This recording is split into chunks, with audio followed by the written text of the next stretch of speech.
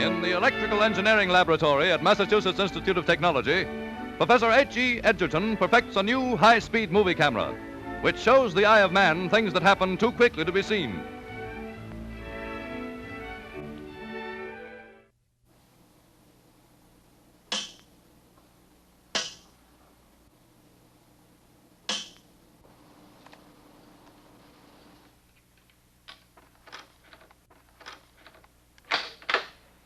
Here we go.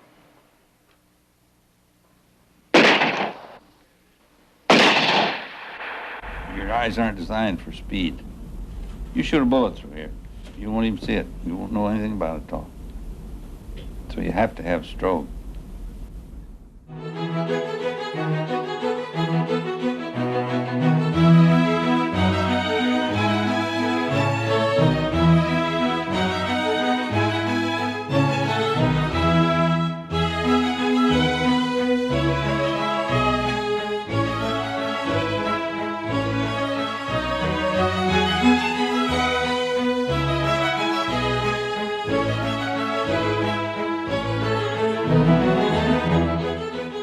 Just how fast is fast? Harold Doc Edgerton, engineer, photographer, and educator, spent a lifetime discovering answers to that question. Intrigued by what he couldn't see, Doc brought a belief in hard work, a playful joy in living, and a passion for learning to his life's work of analyzing motion and extending our perception of time. 3, 2, 1, shoot!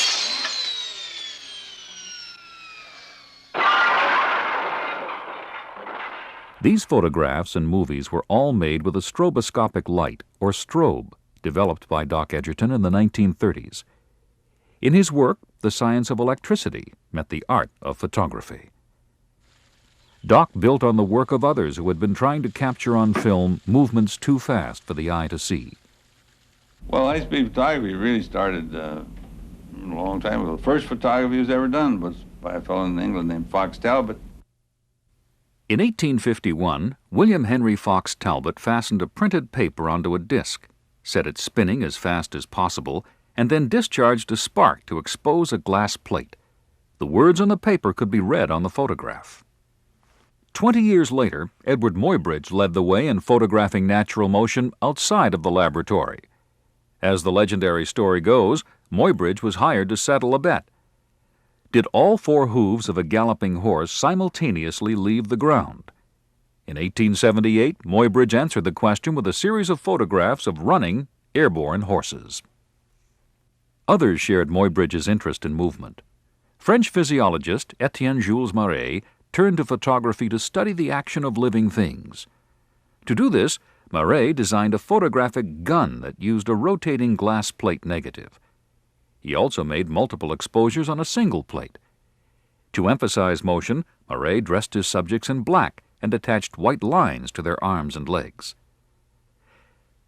Through the late 1880s and 90s, laboratory experimenters tried to photograph ever faster movements by using electric sparks.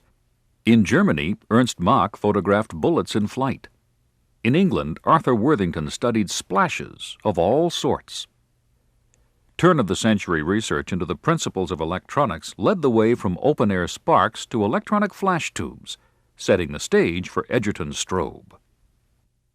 Harold Eugene Edgerton was born in Fremont, Nebraska in 1903. His parents, Frank and Mary, moved the family to Washington, D.C. for a while, but most of Harold's youth was spent in Nebraska, and the Edgertons settled down in Aurora. As a child, Harold was fascinated with how things worked. From his uncle, Ralph Edgerton, a studio photographer, Harold learned his way around a darkroom. And his father helped him get an after-school job at a local power plant to give him some practical experience in what was turning out to be his first love, electricity. After I graduated from high school here, I went down to the University of Nebraska because I was interested in electricity. I intended to go back and work for the electric light people here, and my father said I ought to go east and go to MIT. Well, I never heard of the place, but I asked a student from Aurora who'd gone to Harvard whether he'd heard of it, and he said, oh, yeah. He said, looked me in the eye and said, they only take smart people. I didn't take the hint. Well, it seems like yesterday that I came over here in 1926 to look over MIT. I had been working in Schenectady, New York at the General Electric Company and was admitted as a graduate student in electrical engineering to work on motors. As a graduate student at MIT, Edgerton studied the large electric motors found in power plants. He was interested in what happened when a sudden change, like the surge caused by lightning striking the power lines, reached the motor.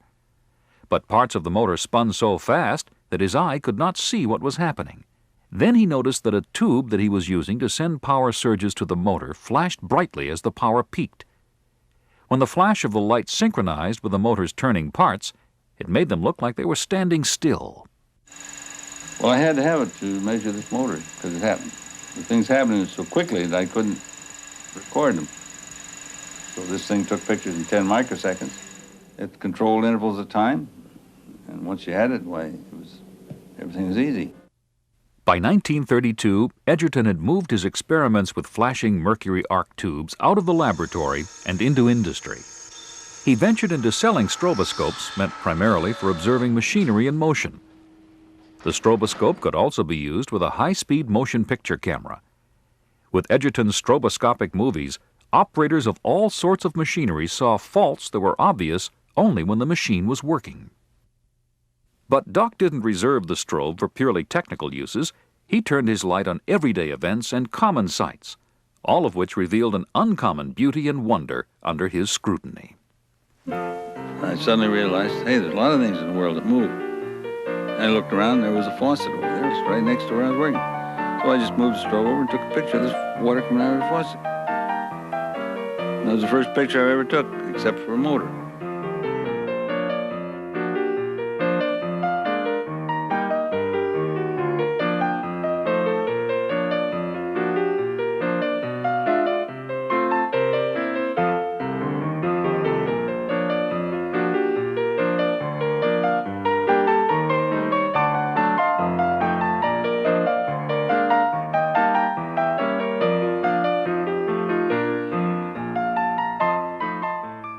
Thanks to Edgerton's flair for promotion, his photos began to reach a mass audience during the 1930s. Eager to explore new uses for his strobes, Doc went on the road, capturing detailed images of popular cultural and sporting events. These pictures caught the imagination of news photographers nationwide. When a photo taken with Edgerton's strobe during a 1940 track meet was released over the wire, photojournalism entered a new era. A visitor from Hollywood soon came knocking on Edgerton's door. And he says, I want a movie of throwing a custard pie through an electric fan. Well, I said, I'm a serious scientist. I'm not going to fool with any custard pies, but let's compromise on an egg. What do you say? Quicker Than a Wink won an Oscar for MGM. They always thought that my cat, in lapping her milk, curled her tongue up. But now it's revealed that she curls her tongue down. See? In other words, she brings the milk up on the underside of her tongue. Now see how smart you get when you go to the movie? But the bright lights of Hollywood were being outshone by the flashes in the darkness that Edgerton created in World War II. In the summer of 1939, Major George W. Goddard paid a call on Edgerton and his colleagues at the strobe lab. Well, one Saturday afternoon, we were down in the lab here working, and a fellow came in and said, where's that blinking light that I hear about? And I said, it's all right there. Goddard asked Edgerton if a strobe lamp could be built that would be powerful enough to take photographs at night from the height of a mile. So I got my computer out and I calculated, well, it'll weigh 2 tons and so and I said, yeah, we can do that. I'm sure we can do it. We haven't got it in the house, but we can do that. In April 1941, the first experimental unit was mounted in the bomb bay of a B-18 and tested over Boston. The system's most famous test came on the evening of June 5, 1944, when the nighttime reconnaissance planes took off for Normandy. They were followed shortly by a flying army in C-47s, headed for the invasion of France. Photographs of the quiet nighttime landscape revealed that the enemy forces would be taken completely by surprise.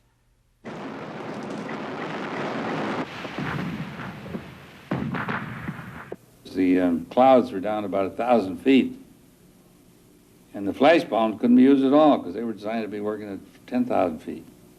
So those pictures were useful. They were used all during the war. Ironically, the device that ended the war provided Edgerton with his next chance to photograph the unphotographable. The war came to a dramatic conclusion in 1945, but the work on nuclear devices had only just begun. The newly created Atomic Energy Commission asked Edgerton and two of his former students-turned-partners, Herbert Greer and Kenneth Germeshausen, to formalize their working relationship. That was where it started. EG&G Incorporated started right after the war as a in-house captive thing for the nuclear energy. And we hired a lot of people, and we set off a lot of atom bombs and did a lot of experimental things. If you're working with anything, and you want to understand it, you've got to see it and record it and learn all about it. If you blow up an atom bomb, it happens instantly. Most shutters are way too slow, so we built some magneto-optic shutters that work in a millionth of a second. And then suddenly one day we had a agreement with the Russians not to have any more atom bombs. All my friends came around here and said, "Oh, it's too bad your company's going down the drain, because the Russians and Americans are going to not do it anymore." And I said, "Oh, yeah." I learned long ago not to get excited when people panic. Well, that was the best year we ever had, because all the people got up early in the morning and started thinking about other things to do. And was all kinds of things to do. Throughout his career, Edgerton used strobes to record and study natural phenomena, from freezing the motion of a hummingbird's wing to accelerating the wanderings of sand dollars along the ocean floor. In the early 1950s, Doc began experimenting with strobes for underwater time-lapse photography. I built 3 units, and we were going to go out and steady the sediments in the harbor, because every day the tides are going in, tides coming out, and they're taking the mud and moving it around. And lo and behold, these movies were okay. They showed starfish and all kinds of things walking around on the bottom. The human being is no good for looking at starfish. If you look at a starfish sitting on the bottom, he just sits there. He's actually moving very slowly. And when you speed him up 200 times, he's going around doing all kinds of things. One thing just led to another, because I got a telephone call that said there was some unknown man came in from France, a young Frenchman with a big nose and named Jacques Cousteau. Nobody ever heard of him, but he's here, and could he come up and talk to you about underwater photography? Well, I said, sure, I'll talk to anybody. So he came in, and I found out he'd invented the Aqualung, and he hadn't been in MIT more than a couple of hours before we had a tank on his back, and he was testing my latest underwater strobe in the swimming pool. I needed advice to better illuminate the underwater sceneries I was filming. That's why I came to his lab at MIT.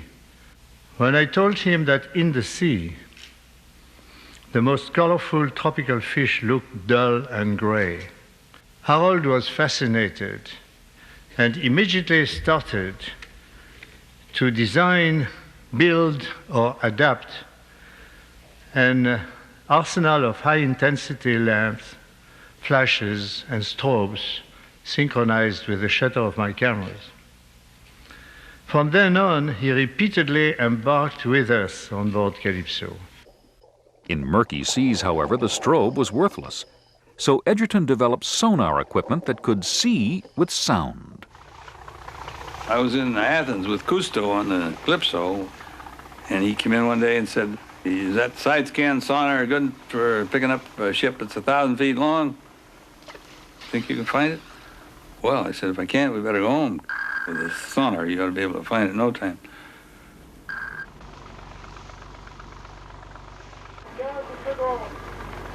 Then we went out and looked. The next time we found it. It was a long ways from where anybody ever thought.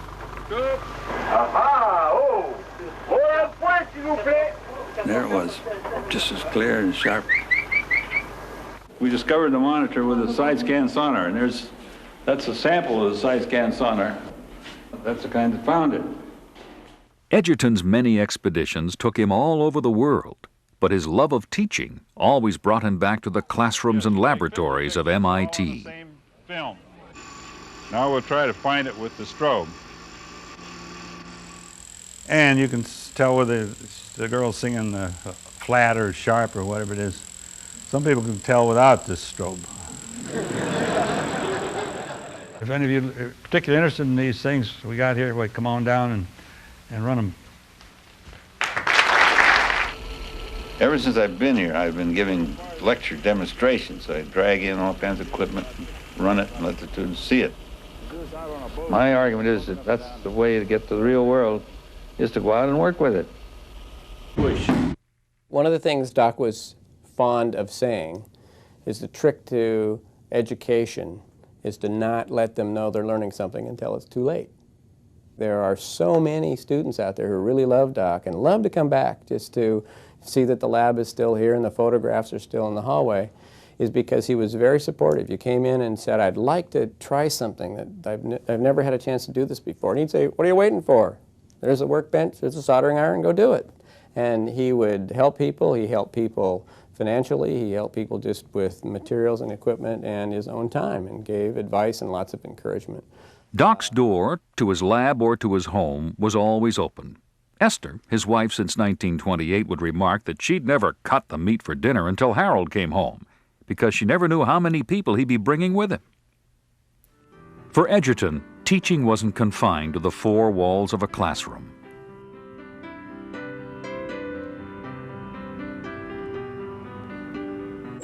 Now watch it real close. But your eyes can't tell it. Your eyes are no good for anything that moves fast. I like to see people recognize they've seen something they never saw before and that they've learned something. Their eyes open up and they're so awed by what they see. That's a good educational shock. Is this before the drop hit, or is it after the drop hit? After one drop. Same sort of thing. People like it because it puts the action into a form that's frozen so that you can recognize what's happening. There's also an aesthetic quality of beauty in motion, and that it's increasing. It's supposed to be real art. Well, I don't care. That's all right. If they want to call it art, well, they call it art. Now, this picture was a fizzle. I normally throw away all my bad negatives, and I was just about to throw this out, and I said, oh, well, I'll make a print of that. And it's down in the Museum of Modern Art in New York. Well, I really think of myself as a more electrical engineer. I want to get the message across. It's an educational experience. If you weren't actively testing your ideas, you were wasting time. For Doc, learning by doing was most important. Every experiment's a success, and the ones that don't work are really more important than the ones that do work, because you can check them off. And I think that's one of the things that students need to learn, is that most of the things you do in life are a failure. When you find out what the failures are, and then you don't do it that way next time. Well, I think having an interest in something is very important in life. You have to get up in the morning and want to do it. And I used to tell people, if you don't wake up at 3 o'clock in the morning and you want to do something, well, you're wasting your time. Time is very precious. We're wasting it right now. I got through to you, didn't I? Edgerton did get through to us. He revealed worlds we had barely imagined, from the simple beauty in a drop of milk to the unhurried travel of starfish. But Doc gave us much more than the ability to see the unseen. He taught us to believe in our ideas and to enjoy the pursuit of our dreams. His humor, insatiable curiosity, and sense of wonder enlightened us all. The world is a brighter place thanks to this extraordinary man.